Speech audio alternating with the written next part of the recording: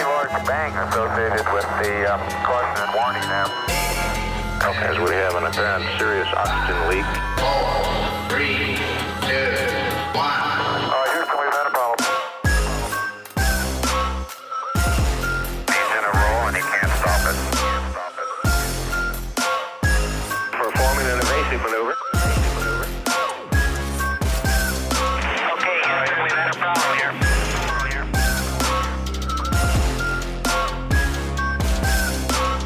I think we need to do a little more all-weather testing. Welcome to space.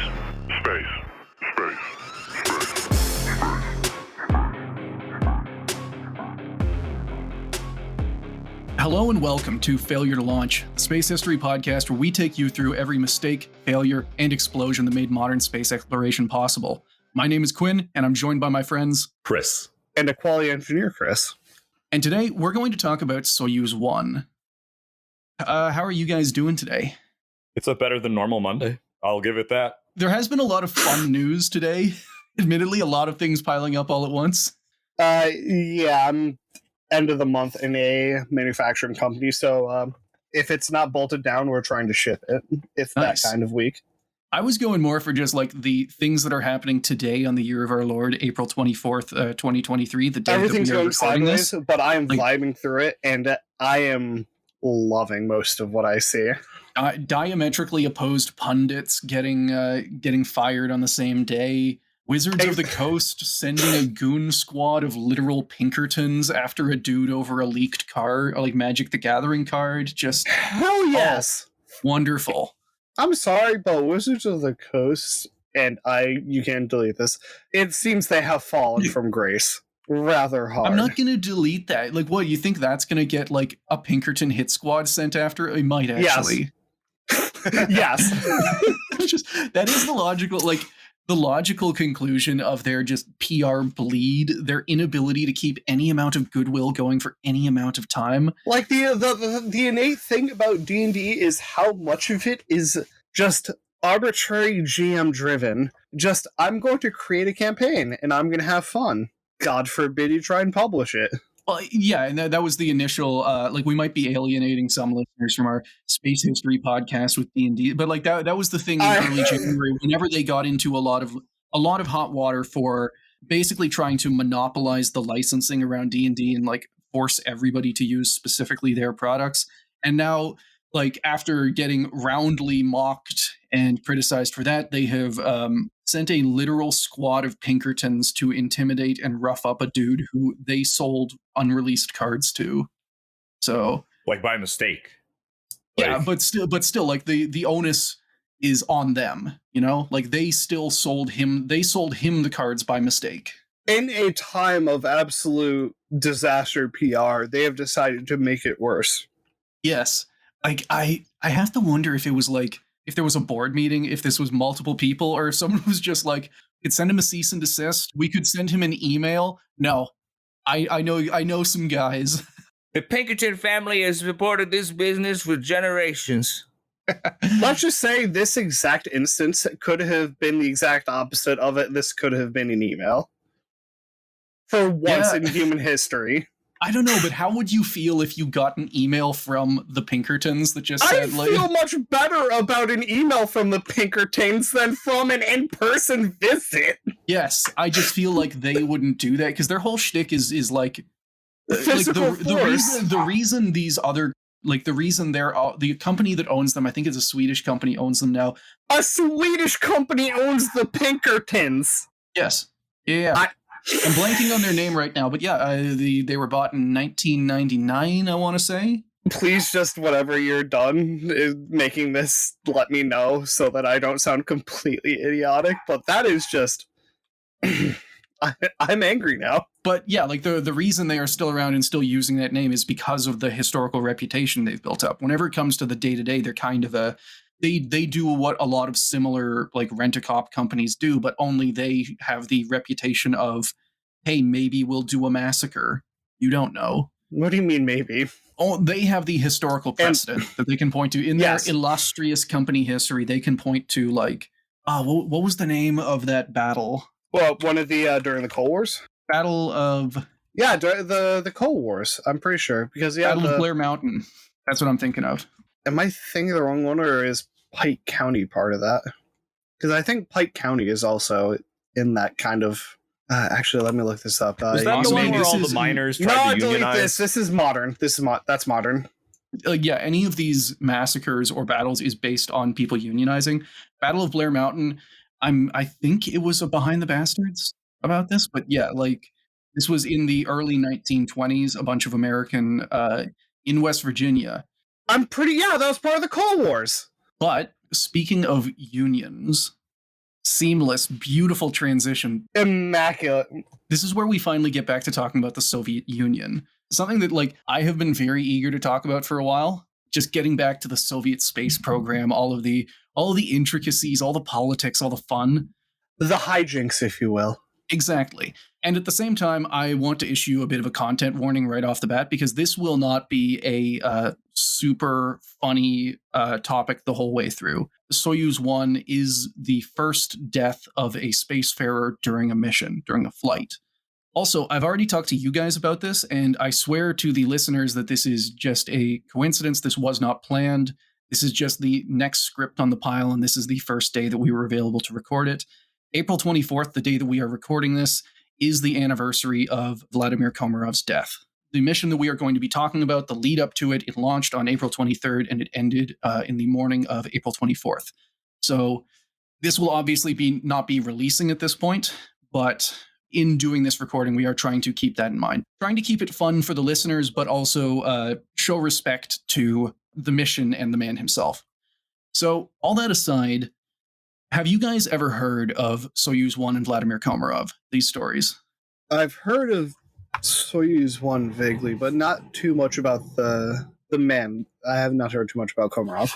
Okay, and Chris, you? Enough that I remember the mission, but yes, I'm not very well versed on the man himself. Okay, and that's actually pretty well in keeping with, I think, what a lot of people know. And honestly, I think that fares well for the episode because, well, the craft went up, but in that craft was a man.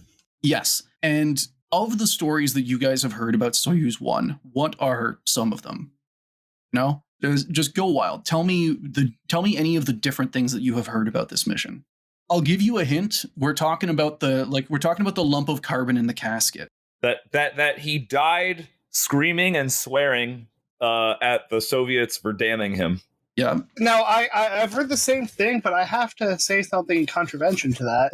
It's that usually pilots in that kind of cadre are usually more problem-solving focused than just going complete doomer mind. We have a problem and we should attack it. I can understand it. And this is something that we will be getting into with this episode, but I cannot get into the head of anyone in that kind of situation, nor can I say that it wouldn't have happened because they wouldn't have acted like that when presented with their imminent death. However, the reason why I wanted to talk about this topic and do this episode is that on top of just being a space disaster that killed a cosmonaut, the story of Vladimir Komarov is probably the space accident with the most conspiracy theories around it. Now, a lot of this, I think, is because of the Soviet policy of classifying all of the information on space accidents. It meant that they didn't have to admit to all of their failures, but it also meant that because there weren't official explanations, that left a load of room for conspiracy theorists to fill in the blanks. Other conspiracies like this exist, like the famously the lost cosmonaut conspiracy theory. The idea that before Yuri Gagarin flew and survived his flight, the Soviets had launched and lost a lot of cosmonauts, which was mainly driven at the time by the idea that, like, oh, there's no way they could have done it on their first try. I'm sure they lost a load of people. Have you guys ever heard that one? Yes. Oh, yes. Yeah. There's a bad recording of a Russian woman saying, like, I am hot, and it's passed off as, oh, this is her burning alive on re-entry or something like that. But for Soyuz 1, unlike the lost cosmonaut conspiracy theory, which is widely viewed as false, you can find these conspiracies treated as fact on the Soyuz 1 Wikipedia page. If you Google Soyuz 1, one of the first entries that you will see is an NPR article titled, "Cosmonaut Crashed into Earth Crying in Rage." You can find fake audio recordings of the flight on YouTube. People believe that Komarov volunteered for the mission to protect his best friend, Yuri Gagarin. People believe that Gagarin protested the launch and tried to force his way into the capsule. People believe that Komarov knew he was going to die and that he cursed the entire Soviet government as he burned to death on re-entry. I want to be clear. None of that is true. All of that is lies. Mind blown. Yeah. Nothing I know about him is true then. And I am not immune to this. I went into the research for this episode thinking that I knew all of the details of Soyuz 1. I believed a bunch of those same conspiracy theories about the mission, and when I looked more into it, I realized just how wrong I was. And trust me, I don't want to talk about this in order to, set the record straight or prove all of these conspiracies wrong. I'm not going to waste a lot of time on them. Why I wanted to talk to you guys about this is because it is an incredible story that we can learn a lot of real lessons from. Soyuz 1 was the first death of a spacefarer during a flight, and it highlights some of the major problems with the Soviet space program, both culturally and just in their engineering. Compared to the conspiracy theories, which basically boil the whole story down to just Soviets bad because they're bad, what actually happened is more interesting, it's funnier, and it's going to make you guys a lot angrier. I love having my blood pressure spike on a Monday. Oh, don't worry. My blood pressure has been spiked before this recording. I'm merely returning. You are pre-angry. I've been the best way to come into one of these. Exactly. Yeah. And my main resource for this episode is the book Soyuz 1, The Death of Vladimir Komarov by space historian Asif Siddiqi. I'll also be sourcing the websites russiaspaceweb.com by space journalist Anatoly Zak, Drew Ex Machina by space historian Andrew LePage, and the work of space radio expert Sven Gran. As always, all links will be in the show notes. So, like any of our episodes, to properly understand the story of Soyuz 1, you need to understand the historical context, and specifically, how badly the space race was going for the Soviet Union in 1967. So, a lot of people have this idea that the Soviets were completely ahead right up until the Americans blazed past with Apollo 11, that it was some kind of huge last-minute, comeback. And that's actually not very true. As early as 1965, 4 years before Apollo 11 landed on the moon, the Soviet space program was in trouble, and America was firmly in the lead. From Asif Siddiqi, quote, "There had not been a single Soviet-piloted spaceflight in more than 2 years since the successful spacewalk of Alexei Leonov in March 1965. In the same period, NASA had performed 10 Gemini missions in Earth orbit, punctuated by several rendezvous, docking, and spacewalks, all indications of a significant level of maturity in Earth orbit operations." So, remember the Space Guns episode where we talked about Alexei Leonov, the first spacewalk, and then they landed and they had to fight off wolves? Yes. Yes. That happened, and then the Soviet manned space program was grounded for 2 years. There were no missions, there were no cosmonauts launched.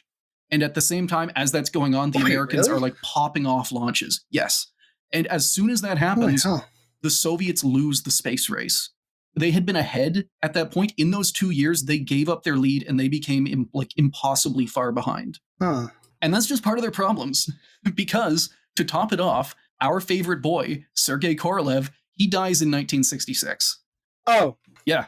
While the exact circumstances are a little hazy, what's basically agreed on by everyone is that he died from complications during a routine surgery. The most common explanation is that he died during a hernia surgery, of just the fact that he had already very poor health, that he was a massive workaholic and never slept, and the fact that he had old lingering health problems from his many years in the gulag.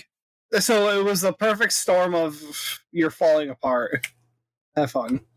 That he's incredibly unhealthy, and despite that, he's working himself like crazy, and eventually, he just dies during routine surgery. Of course, because this is the Soviet space program, there's also conspiracy theories that he was knocked off for some reason. They never really get to the why. I mean, he could be knocked off for the stupidest reasons, but it maybe it was makes sense. He made a lot of enemies. Glushko would definitely have done it. Yes, Glushko was at the table. Does be that asshole. Yeah, and we will be talking about Glushko fairly soon. Not in these episodes, but in the near future. It'll be fun. I cannot express how excited I am to talk about the other set of the disastrous duo. Note to self, don't be a workaholic anymore, and don't not sleep. Sleep is important. Make sure you sleep. Sleep is very important.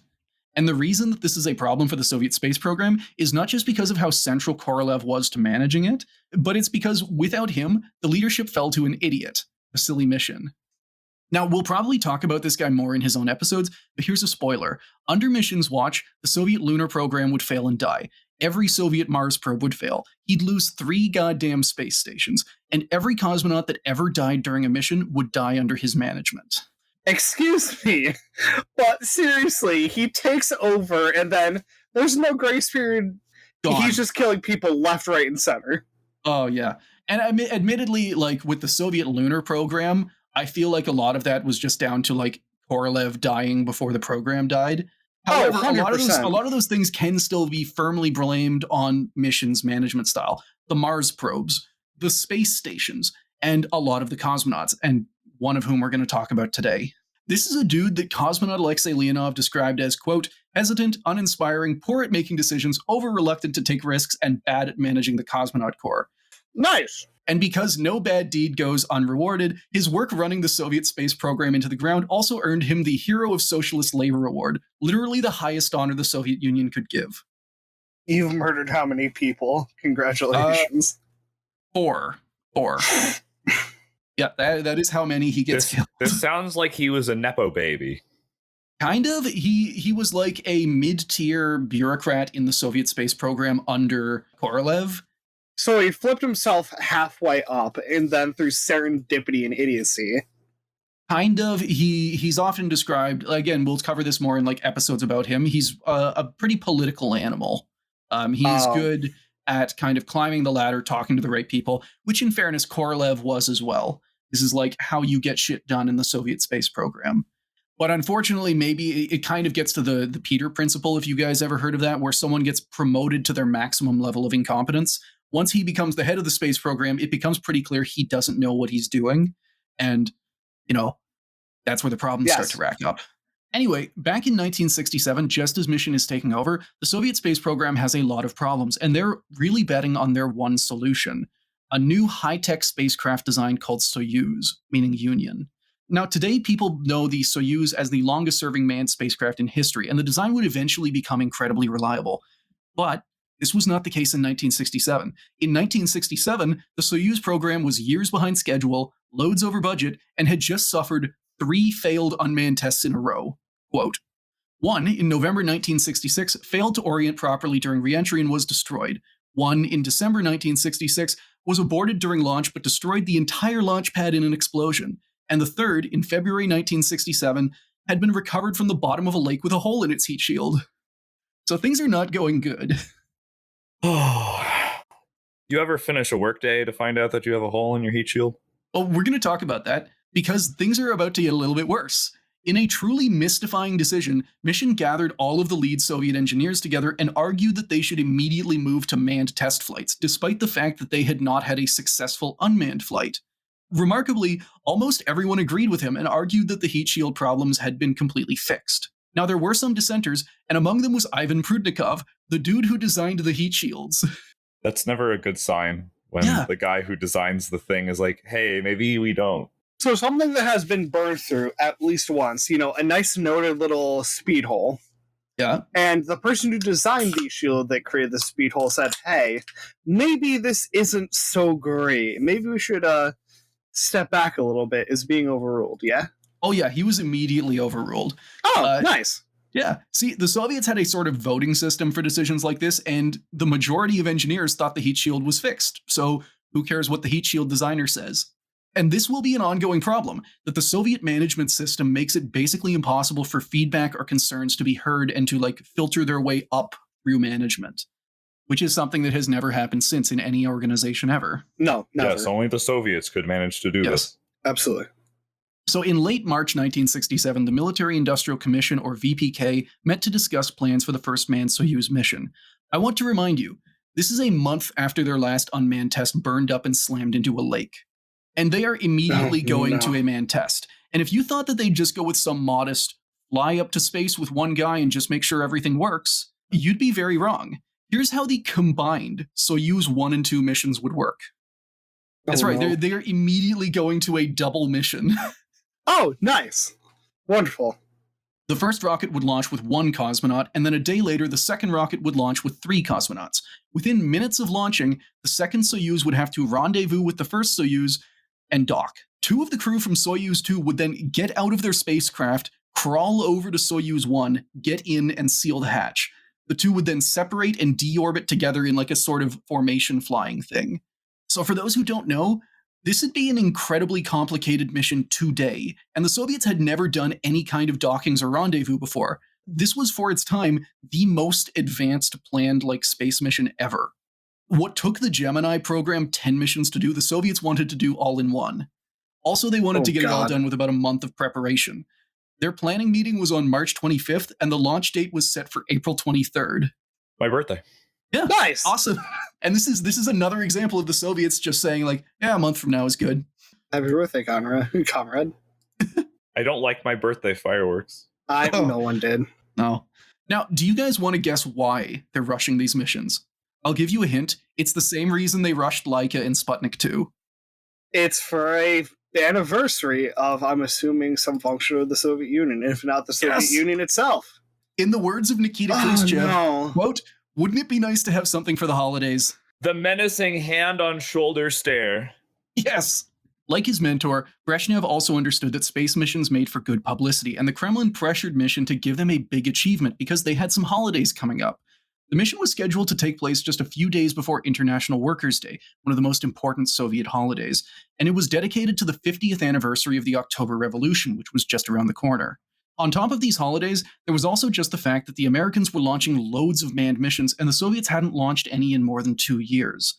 Like, they were embarrassed and they needed a win at the end of the day. They wanted the W. Yes. And if they had succeeded, Soyuz 1 and 2 would have been an incredible win. Taken all together, the combined Soyuz missions were meant to, in no particular order, test a spacecraft that had literally never flown successfully, conduct easily the most complicated space mission ever planned, achieve a load of firsts for the Soviets all at once, be a dress rehearsal for the Soviet lunar landings, and be ready in record time so that they could show up on some posters in time for the holidays. That sounds pretty easy, right? Oh, yeah, absolutely. We can do cue it. Soviet anthem. In fact, we'll do it even ahead of schedule. We'll be ready a month early. You're predicting stuff again. Stop doing that. Like, jokes aside, you sound like how the Soviet lead engineers were pitching this to their bosses. It's all ass kissing. Now, despite the fact that there were very clear problems with the Soyuz, everyone forged ahead. At that same VPK planning meeting, when the chairman Leonid Smirnov asked, "Do you think the equipment will work smoothly?" Nikolai Kamanin, the guy in charge of cosmonaut training, said, quote, "After carrying out 3 launches of the Soyuz and finishing all ground testing, we have full confidence that the flight will be successful, although at one point some of the cosmonauts had certain doubts about the reliability of the vehicle. We know that following the burnout of the bottom of ship number 3, the program has worked hard to reinforce the base, and Chief Designer Mission has repeatedly said that there should be no more doubts about the reliability. We believe Mission." Also, I want you to keep this guy's name in mind, Kamanin. We're going to read another quote from him soon, and he's going to change his tone a little bit. He's right here. You can hear that all of these dudes are like super gung-ho, no doubts in their minds at all. And it will not stay that way. Hey, the O-rings will hold. Don't worry about it. Launch the shuttle. Now, after arguing Soyuz 1 and 2 get the green light, Kamanin then introduced the cosmonauts that he had picked for the missions. Soyuz 1 would launch with cosmonaut Vladimir Komarov as the primary crew and Yuri Gagarin as his backup. Soyuz 2, meanwhile, would launch with Valery Bykovsky, Alexei Elisiv, and Evgeny Krunov as primaries, and Viktor Gorbatko, Valery Kubasov, and Andriy Nikolaev as backups. I'm sorry if I mispronounced any of those. Regardless of primary or backup, all 8 cosmonauts would be trained and ready for launch. All of this convinced the VPK chairman, and he recommended the mission go ahead. 2 days later, Mission met with his boss, Communist Party Central Committee Secretary Dmitry Ustinov, who gave the final seal of approval for the mission, setting off a chain of events that would cripple the Soviet space program and kill Vladimir Komarov. Now, before we get to what actually happened on the mission, I think it's important to take a bit of time and talk about Vladimir Komarov himself, both because he doesn't get written about all that much, and because the conspiracy theories about him just completely rewrite his life to fit the narrative. Like with everything else about Soyuz 1, the actual story of Komarov's life is much more interesting. So, Komarov was born in 1927 in a low-income family. His father, Mikhail, worked variously as a janitor, a porter, a storekeeper, a metal worker, and a laborer. Though poor, little Vladimir excelled from a young age and was always top of his classes. When World War II broke out, he joined the Red Air Force at the age of 15. They sent him to a flight school in Moscow, but, because of the German advance, he and the other teenage trainees were sent to Siberia. Komarov eventually graduated from flight school with honors in 1945, but the war ended before he saw any combat. So what happened was, During the war, things were desperate enough that the Soviets were willing to put a literal child into a fighter. After the war, the Air Force quickly tried to formalize things again. So as soon as Komarov got through flight school, he was basically told that he'd need to go back for more training if he wanted to be an actual pilot. Like, they weren't scraping the barrel anymore. Mm-hmm. And so Komarov went back to school, graduating and earning his commission in 1949.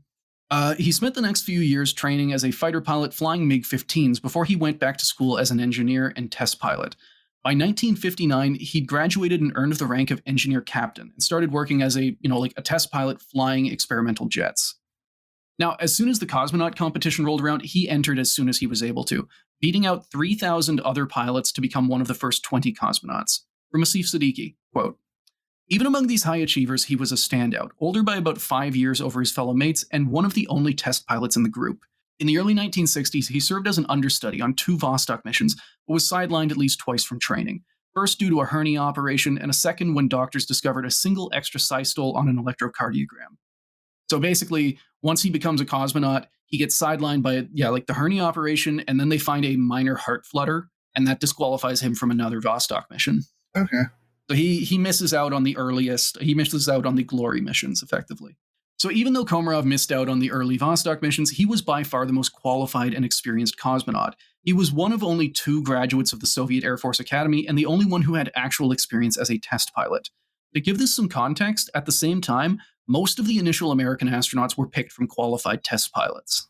He is, compared to the other cosmonauts like Yuri Gagarin, they're just pilots. They don't have engineering degrees. They don't have a load of training.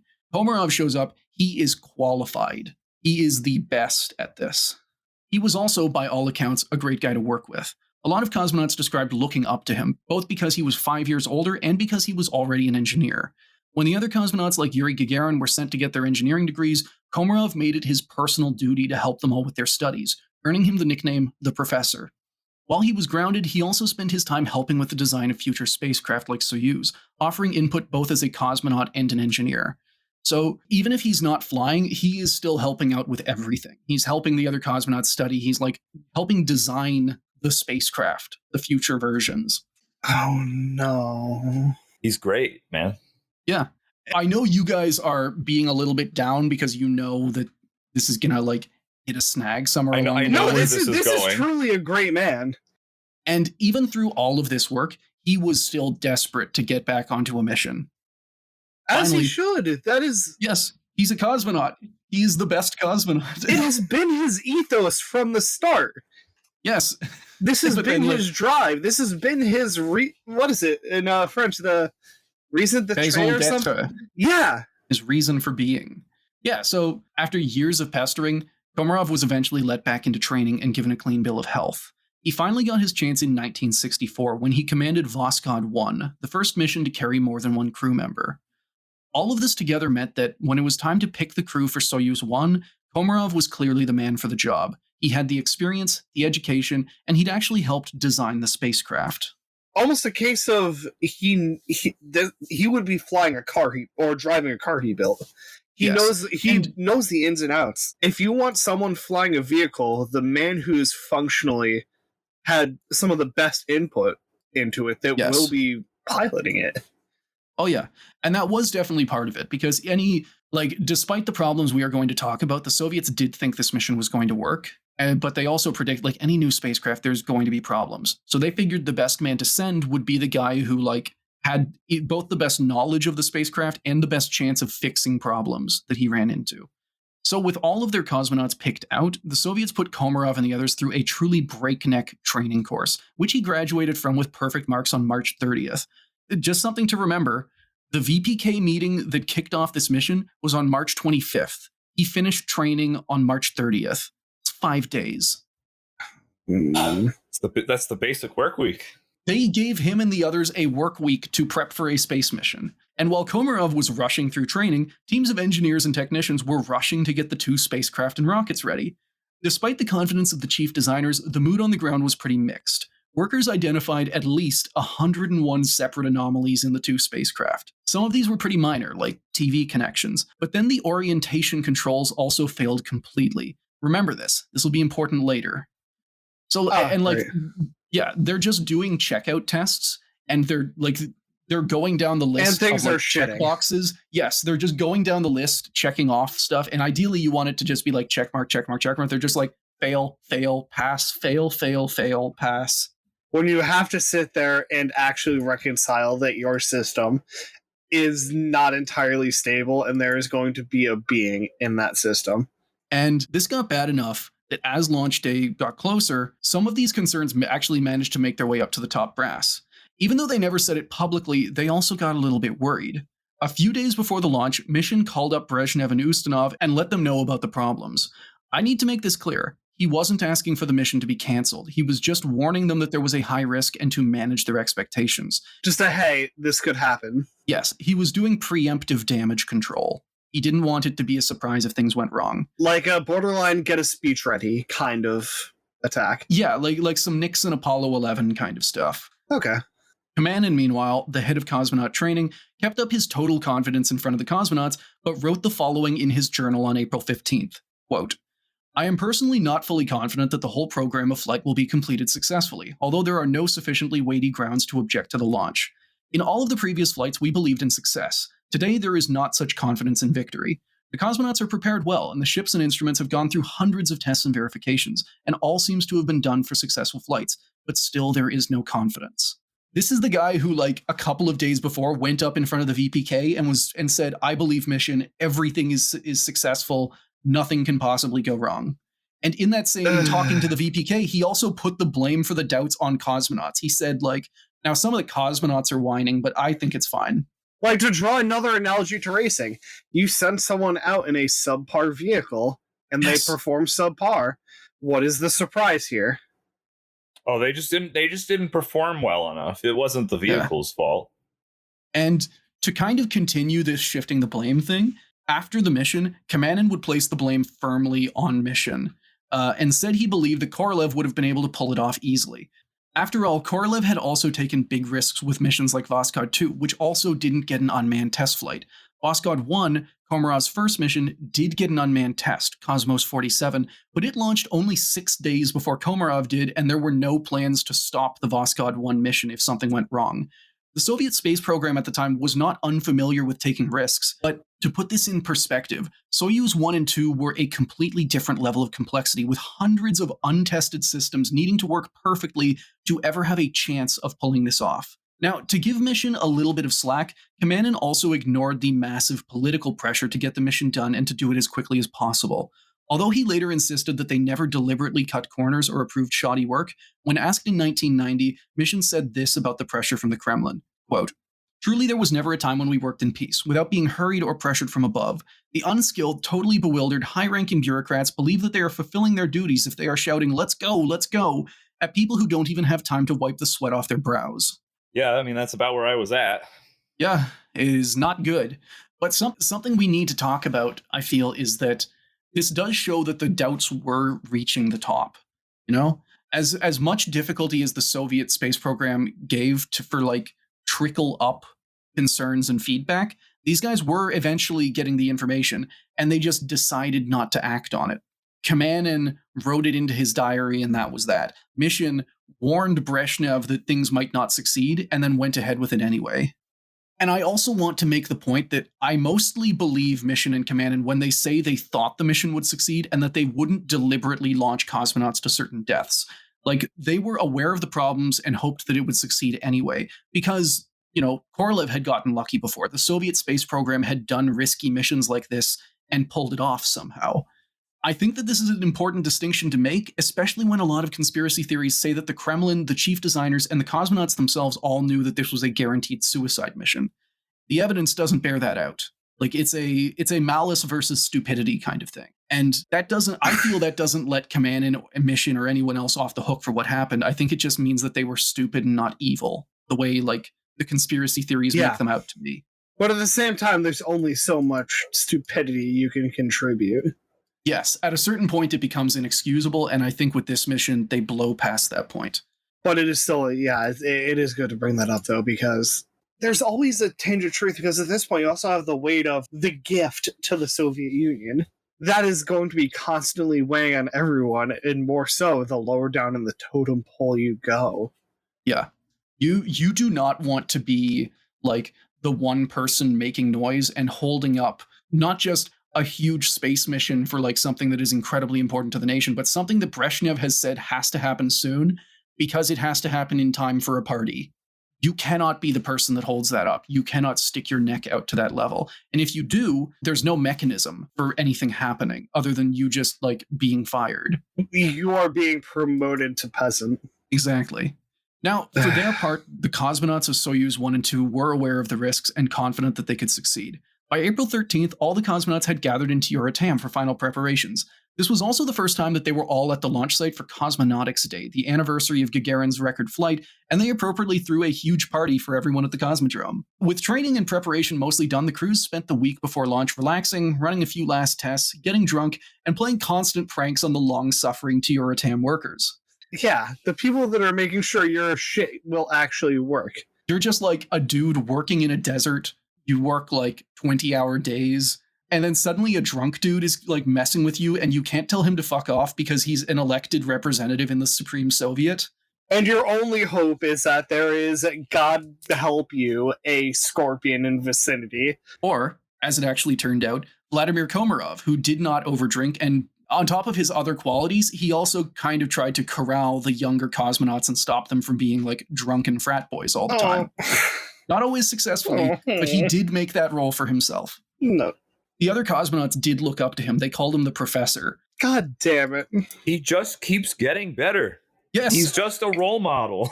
Yeah. It is going to get worse eventually, but it will continue getting better for now. If that makes sense. No. Because now we're going to talk about the mission. The Soyuz 1 mission, not Mission the Idiot. Mission the Idiot. Yes.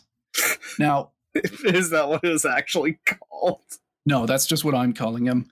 I like Mission the Idiot. Now, Vladimir Komarov boarded the Soyuz in the early morning of April 23, 1967. And in the conspiracy theories, this is where Komarov's best friend, Yuri Gagarin, shows up wearing a spacesuit demanding to go in Komarov's place. In some stories, he's also drunk. There's actually a tiny bit of truth here. Is it the drunk or spacesuit part? It's that Gagarin did follow Komarov up the launch gantry, but he did it to wish his friend luck. Oh, like a supportive. Yeah, he was the backup pilot. He was supposed to be there. Okay, you know what? Points to him. Basically, the idea is like right up until the last second, if Komarov like had a heart attack or something, Gagarin has to be ready to go. And also, like, you got this kind of guy. Yeah, but he might have actually been drunk, just because this is Yuri Gagarin we're talking about. So what was this, like the 50s, 60s? This is 67. This is where, for at least in American Airlines, you have to have at least, 4 martinis before you can actually take off.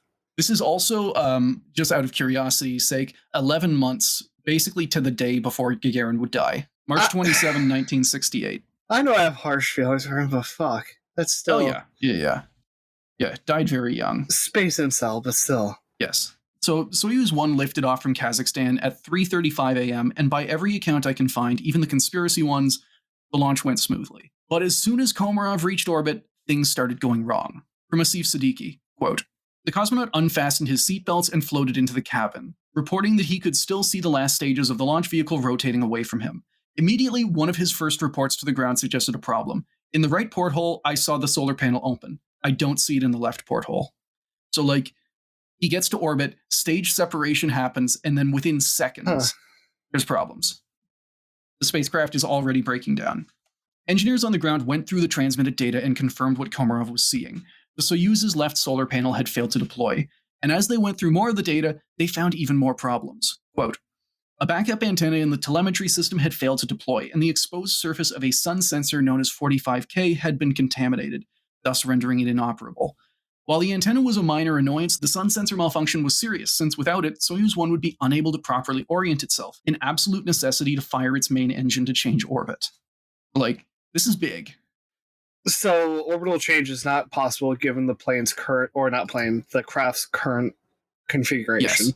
Yeah. It's just completely out of the picture. There's no backup. This is simply state of things, current being. Yes. And one solar panel isn't deployed, and the orientation system is fucked. This also meant that any rendezvous maneuvers needed to dock with Soyuz 2 would be impossible. So we are less than an hour in, the entire mission's fucked, and there's no way to salvage it. Even worse, While engineers tried to sort out the orientation problem, Komarov reported that the fuel tanks for the Soyuz's RCS thrusters were losing pressure. And now, if you don't know, these are tiny little rocket engines that a spacecraft uses to like point in the right direction and keep control. So this should be mission scrub right now. We'll get there. We'll get there. I know it's a little premature, but if you lose your fucking reaction control system... He hasn't lost it. It's leaking. There's a difference. Leaking can cause... He's losing it. He hasn't lost it yet. He has not yet lost it. He's in the process of losing it. Who knows in what direction those leaks are throwing propellant and therefore creating force. We're going to talk about that. Stop predicting stuff. I will turn the brain off. I am sorry. So before the Soyuz had finished its second orbit, all of these problems have come together to put Komarov's life in very real danger. Let me lay it out for you, listener. Normally, the Soyuz would have 2 solar panels deployed and would use its sun sensor and thrusters to face those panels toward the sun. This had to be automated because when both panels were lined up perfectly, they could produce 24 amps. At baseline power consumption, the Soyuz 1 consumed 23 amps, and it had minimal backup batteries. So, they are cutting it incredibly close, even if both panels are working. But with just one panel, Soyuz 1 could generate at best 12 amps, and that's only if the autopilot could point it at the sun, which it couldn't. So Komarov he only has one solar panel, he has no sun sensor, and the thrusters are leaking fuel. And he is also on a timer, because if the spacecraft's batteries ever went dry, the whole thing would shut down and turn into a cold, dark casket. But Komarov was a professional. Again, he is literally the most qualified cosmonaut and person on the planet for this job, and he comes up with a solution. Bless him. So the Soyuz normally used its sun sensor to keep track of its orientation. So the way a star or sun sensor works is that they're basically just cameras that scan the sky and compare what they're seeing to a star map to figure out exactly where they're pointing. So they just take a picture and they say, compared to what I have in my databanks, what does this look like? I'm going to find it. If I'm seeing this picture, it means that I'm facing this direction, twisted this way.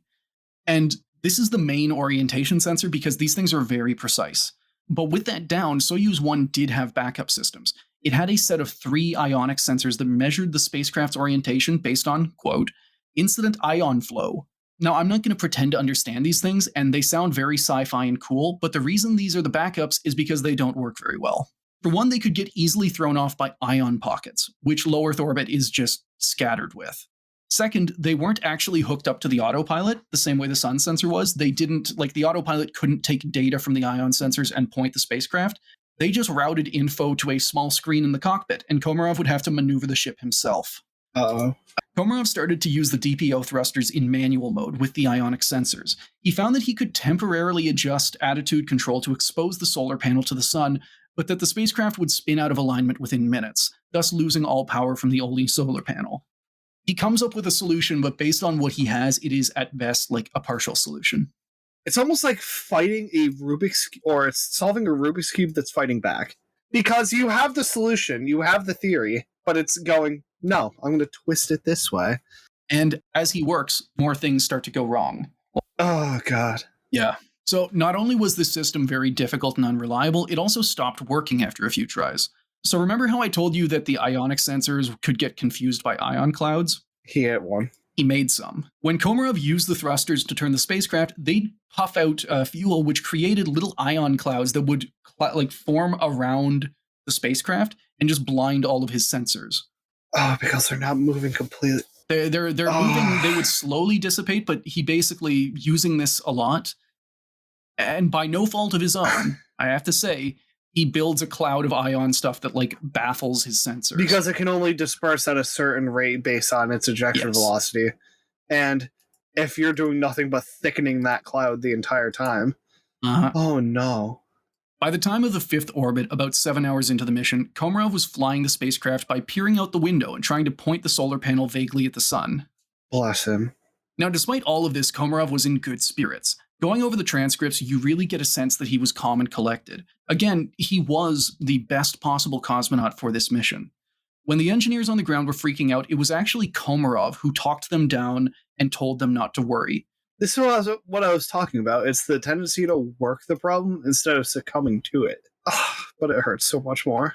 One phrase in particular pops up anytime someone asks Komarov how he's doing, and this shows up like a bunch of times in the transcript. He always says, quote, "I feel excellent." And from reading this, like, he does not seem to be in denial. I obviously can't get into his head. I can't know exactly what he was thinking, and we don't have his journal. He does seem to have been confident. It's that tendency to, you have a problem, you are set against it. What two options do you have? You attempt to solve it, or you just start screaming into the void. One of these things will have a defined outcome. One will not. And also just the fact that, like, as these people he's working with, as these engineers on the ground are starting to get freaked out, his first instinct is to try and calm them down, even though he is the one who is in the life-threatening scenario. It's also around this time that the Soyuz 2 mission was canceled. They decided that with all of the problems Soyuz 1 was experiencing, they couldn't risk launching 3 more cosmonauts. And you'd expect that these dudes would be happy, right? They all knew what Komarov was going through, and they knew that their spacecraft was about as reliable as his. But they were pissed that their missions are canceled. Oh yeah, they actually got very pissed that they weren't allowed to launch on the Death Ship. Cosmonauts Alexei Elisiev and Evgeny Krunov both went on record to complain about the decision, blaming the State Commission for, quote, excessive caution and indecisiveness. So these guys, like, they don't go to the press, but they put it in the official report like, Mr. Brezhnev, let me ride the death rocket. Thankfully, they don't get to, though. Soyuz 2 is canceled, and it's actually kind of scrubbed from history. One of the things that the conspiracy theories will never talk about, and there is very little mention of the fact that there was a Soyuz 2 mission, that this mission was supposed to be like a rendezvous and like a crew transfer and stuff. The Soviets pretty effectively buried it. They even renamed a later mission Soyuz 2 just to cover up for the fact that it had never happened. I'm sorry, this is real sad boy hours. Yeah. So, on the 5th orbit, everything has fallen apart and Komarov is burning way too much fuel to try and keep the panels pointed at the sun. On the 6th orbit, Mission gets on the radio and tells Komarov that they're going to try and bring him home, but the earliest that they can do it is the 17th orbit. To give you an idea, every one of these orbits is about 90 minutes, so it's been 9 hours of hell, and Komarov has just been told to hang in there for another 16. Just stay in it. It's very, like, current objective survive. Oh, God. And he does. I need to be very clear about this. If there's one thing that doesn't get talked about with Soyuz 1, it's that Komarov could have died so many times during that mission, but he survived and found solutions. Like, to me, that's the thing that sucks the most about Soyuz 1. It came so close to being an Apollo 13 style story of, like, surviving a disaster in space. He fought so far to get all the way to re-entry. Listener, if you take away anything from this episode, I want it to be that anytime there was a problem that Komarov knew about and could fix, he did, or he found a workaround. And during all of this, he somehow found the time to take a nap, snap pictures of the Earth, and run all of his assigned experiments, while, again, like, facing death. The specter was up there the whole time, but that doesn't mean that work will stop. Yeah. And again, I can't get into his head. Maybe that was his way of ignoring the risks. Maybe he kept himself busy. Maybe because he was also effectively told, like, just wait there for 16 hours. We can't, like, between him getting contacted by Mission and the 17th orbit, there wasn't really anything to do. So maybe he was trying to, keep himself busy, keep his mind off of it. But he also spent the time talking to the ground crews and, again, like, calming them down, asking people how they're doing, telling people that I feel excellent. Getting into manipulation of your people on the ground in a slight bit, but in a good way. Of that, yeah, he could absolutely be, sweating himself to death. But right. At least if you have your guys on the ground focus on, okay, cool, he's overheating, what can we do about this? Or he's in this condition, how can we solve it? As opposed to preemptive funeral in mission control. Yeah. And this is probably editorializing at this point. I think, part of me wants to say that he might have also just been doing that as a nice dude and just, like, trying to calm someone down who was freaking out, which in this case was the ground crews who are trying to keep him alive. Hey, keep on focus. I come down, You're not going to feel like, you're not going to feel horrible in the future. Now, picking the 17th orbit to land Soyuz 1 made sense. It meant that the spacecraft would land in the middle of Soviet Central Asia, where recovery crews were already waiting. But it also came dangerously close to emptying the spacecraft batteries. Komarov was trickle charging them with his manual panel adjustments, but that burned enough fuel that he had to give up around the 11th orbit to save enough fuel for the deorbit burn. The only other option was just to stretch the batteries as far as they go. Komarov and the ground crews calculated that if he shut down most of the systems, he could make it to the 17th orbit, with just a tiny little bit extra for 2 orbits if necessary. All of this meant that if the Soyuz didn't land by the 20th orbit, it'd lose power and Komarov would be trapped in the dead spacecraft permanently.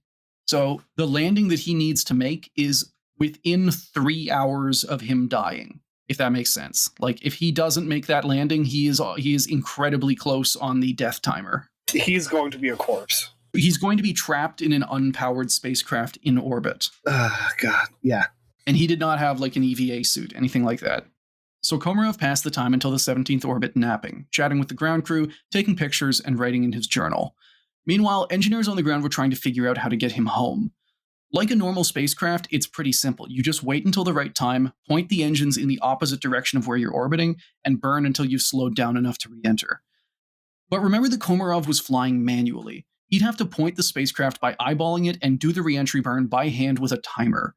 And if he messed up any part of this, he'd die. Also, he had to work in the dark. Quote, with an incorrect attitude, Soyuz 1 would either burn up in the atmosphere or fly into a higher orbit. Normally, with the manual orientation, the cosmonaut would be crossing the Earth's terminator into lighted areas. In Komarov's case, with a re-entry at the earliest opportunity, he would still be in the dark. Literally flying into the unknown at this point. And if he messes it up, like, there's burning up, there's also the classic thing that, like, if you mess up a re-entry, you can actually bounce off the atmosphere into a higher orbit. That's, what is it? Part of, getting into a other topic, part of skip glide munitions. They exploit that. This is something like, in this case, Komarov definitely doesn't want to do that. This is accidental. This is the opposite side of the coin. Yeah. As if that wasn't bad enough, by the 15th orbit, ground crews were still arguing over the re-entry burn and the exact commands Komarov would need to follow. In fact, they were still arguing about whether to do the landing manually or use the unreliable ionic sensors. During the 15th orbit, Komarov was ordered to run a few tests on the sensors to see if he could do like a simulated re-entry. And his results were not great. Quote, you can maintain by roll the orientation after it was oriented to the light. That's all I have. So even right up until the end, they're having him try different things, which I guess is good. It's not working. And it doesn't matter. Because even if Komarov wasn't satisfied, it was apparently enough for the engineers, who decided that using broken sensors would be better than just eyeballing an orbital maneuver. And honestly, I don't know if I can disagree with them there. That might be smarter. But Komarov was ordered to use the ionic sensors for re-entry on the 17th orbit. Now, if you're wondering why I spent so long talking about manually flying the spacecraft if he was just going to use a janky autopilot, don't worry, we'll get there soon. So the 17th orbit rolls around. We are now 24 hours into this mission. Komarov has already survived a handful of lethal problems and he finally gets to go home. This is it. Before the re-entry maneuver, Komarov and Gagarin had a long chat over the radio, going over the plan, the status of spacecraft systems, and Komarov's health. When Gagarin asked him how he was doing, Komarov said, I feel excellent. As their time wound down, Gagarin said, quote, with me here are a lot of friends who are sending warm greetings and the kindest wishes for a soft, good landing. Best of luck, we're waiting on Earth. And Komarov responded, thanks for your wishes. Not much time before we meet, so I'll see you soon. Wish you success with everything. For the plan to work, Komarov would have to burn the Soyuz's engine for exactly 146 seconds, starting exactly 12 seconds after 2:56 a.m. But when the time came, nothing happened. Komarov was out of communications range, so everyone on the ground basically just had to wait and wonder. When he finally orbited close enough, Komarov reported that the ionic sensors had failed and had actually locked him out of engine controls. So remember how we talked about the sensors getting confused by ion pockets? Well, just before the re-entry burn, Soyuz 1 plowed through an ion cloud so big that it screwed with the control systems and crashed it permanently. As in completely killed the ionics or ionic sensor system. I don't know about burned it out, but just hard crashed it so hard that Komarov wasn't able to get it started again. That honestly sounds like a congratulations, you just turned it into a massive carbon that no longer works on your crap. We also need to be clear here, he has just missed the 17th orbit. What is supposed to be his last chance to get home. He now has 2 orbits left to live. He has 3 hours before the battery dies, and he dies. And he has also lost, so before this, he has lost the primary attitude control system for pointing the spacecraft. He has just lost the backup as well. Nice. Not nice. So with the ionic sensors dead, the only option left was to go to manual controls. And because they'd missed their original orbit to land on, the plan had to get even dumber. The idea to get Komarov home on the 18th orbit was to have him manually point the spacecraft in the right direction, so while he was still in the sunlight, aiming at the horizon. And then he'd give control to the spacecraft's internal gyroscope. And this wasn't a real control system. It's very simple. All it did was try and keep the spacecraft pointed in the same direction it's already pointing. It just prevents you. It's a gyroscope. It just prevents you from drifting too much. It prevents acceleration in a direction other than straight on. So he would pick a point while he's still in the light, pointed at the horizon, and then the spacecraft would orbit around the night side of the Earth and hopefully still be pointed properly when it came back into the light and not drift too much. Komarov would then make some final adjustments and burn hard to re-enter. And again, because they were in a bad orbit, this wasn't just a normal re-entry. Quote, he would fire the main retro rocket to deorbit with a ballistic return instead of a guided return. This meant that the G-loads he would experience would be several orders higher than a normal guided re-entry. So, like, even if this works, this is going to be, like, health-threatening. This is doing a cannonball into the pool instead of stepping in. And that's if it works. Anyway, it doesn't work. Komarov got the spacecraft pointed the right way in the light side, but as he orbited around the night side, it tumbled way out of alignment and he couldn't get it back in position before he had already missed the 18th orbit re-entry point. So 17's gone, 18's gone, we are down to the 19th orbit. We're going in. This is literally the last chance to get home before the power goes out and Soyuz becomes a cold, dark flying coffin. We are 27 hours into this mission. Komarov is operating on a couple of hours of sleep. The temperature in the spacecraft, because he turned off the heater, has dropped to 55 degrees Fahrenheit or about 13 degrees Celsius, and it's falling fast. Even worse, the plan this time is to do exactly the same thing as Orbit 18, no changes whatsoever. Just hope it works this time. The thing that has already failed, do it again, and if it fails again, you die. I don't like this level of pressure at this point. No, and he has been under ridiculous pressure the whole time, and it has just gotten ramped up more and more and more. Every time he solves a problem, he runs into the next potentially lethal problem. And it will continue to work less and less and less. Because he's running out of fuel, he's running out of power, he's running out of air and heat, and he's operating. It's been 27 hours, and he has slept like a handful of hours at all. Yep. Yeah, not a fun one. I warned people at the start it was going to get to this point. But this is the real story. This is what the propaganda and the conspiracy theories will not tell you about this actual mission and this actual man who did all of this. Now, before the maneuver, Mission got on the radio. The situation was incredibly tense on the ground, and he wanted to make sure that Komarov knew the plan. Komarov replied, quote, I understood perfectly. I'm not worried. You shouldn't worry. I'll work according to the agreed upon program. I have the procedure, so I'm asking you not to worry. All will be fine. He is literally minutes from, like, if this doesn't work, dying, and he is telling people, like, hey man, don't worry. You do your job, I'll do mine. This is the point of glory moment. This is the finest hour, but the course goes wrong. Well, when Kamanin, the head of cosmonaut training, got on the line, they had the following exchange. For context, Komarov's call sign during this mission was Rubin, meaning Ruby. Kamanin, how do you feel? How's your mood? Komarov. I feel excellent. The mood is good. I'll do everything according to the program. All the data is here. The life support system works perfectly. All is well. Rubin, very good. Very happy. We're all confident you'll be all right. Work calmly. Understood. Everything will go according to the plan. Well, we're all waiting for you. We wish you success. Many thanks. Goodbye. See you later. So, yeah, he's trying to keep people calm. He's telling them, again, all the way right up to the end, everything will go perfectly. I feel excellent. And then it starts. Not yet. Now, at 4:57 a.m., Komarov reported that he was starting the re-entry maneuver before drifting out of comm range. It would be more than an hour before they heard from him at 6:12 a.m. Thankfully, he had good news. Quote, he had performed all that had been asked of him to the letter. He had carried out the complicated manual orientation in the Earth's daylight by eyeballing the Earth's horizon, then transferred control to the ship's internal gyroscopes in the shadow portion of the Earth, and then finally switched back to manual orientation as it exited the shadow. Then, expertly, he fired the retro rocket as planned. So this works. He is able to pull this off. Tracking stations on the ground confirmed that Komarov had pulled off the maneuver perfectly and had put himself on a rough but survivable deorbit path. As he drifted somewhere over Italy, Komarov had a final conversation before re-entry with a technician at the Simferopol tracking station in Crimea, using the codename Zarya 10. Zarya 10. You're now waiting for separation. So are we. Are the thermal sensors activated? This is Zarya. Over. Komarov. Activated. Activated. Don't worry. Everything is normal. Understood. We're already calm. How do you feel? How are you? Zarya. Over. I feel excellent. Everything is in order. Understood. Here, comrades are recommending for you to take deep breaths. We're waiting for you on Earth. This is Zarya. Thank you to everyone. Separation occurred. Ruben, this is Zarya. Understood. Separation occurred. Zarya 10, whose real name was Restov, later wrote that Komarov sounded calm, unhurried, and without any nervousness.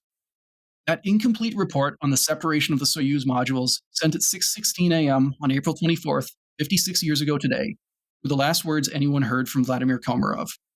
And that is where we are going to end part 1 of our episode on Soyuz 1. How do you guys feel? I mean, the mood is... The man is doing his best to maintain crew resource. He's trying he's trying to maintain straight and level. It's not, we talked about this at the start, so it is not a spoiler to say that Vladimir Komarov dies at the end of this mission. And we are going to talk about that in detail in part 2. But I want to make it clear to the listeners that everything that Komarov had the power and the knowledge to fix, everything he knew about, he fixed. Before the re-entry and before the parachute problems, again, he came within minutes of being trapped in a unpowered spacecraft in orbit. He pulled off a incredibly difficult orbital maneuver by eyeballing it and just hoping it would work. And it did. And it worked. Like, he pulled it off. And at this point, I feel like both you guys and the listeners know, like, I could just continue talking about this dude, talking about this incredibly cool thing he did. But I hope that, like, this episode has already reinforced that. And we will continue going over it, talking about the landing, the crash, the Soviet response, and at the end of all of this, the mountain of conspiracy theories that have taken everything we've talked about today and buried it, rewritten it, shredded it, and, you know, just taken Komarov's life and destroyed it. Oh, it's time to get mad.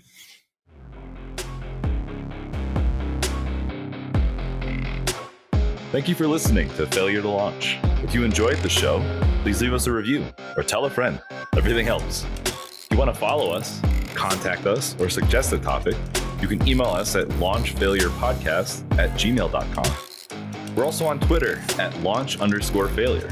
Failure to Launch is hosted on Anchor, and we post on Apple Podcasts, Stitcher, Spotify, and Google Podcasts. We also post our episodes with visual aids on YouTube at Failure to Launch. All music was provided by DJ Danarchy.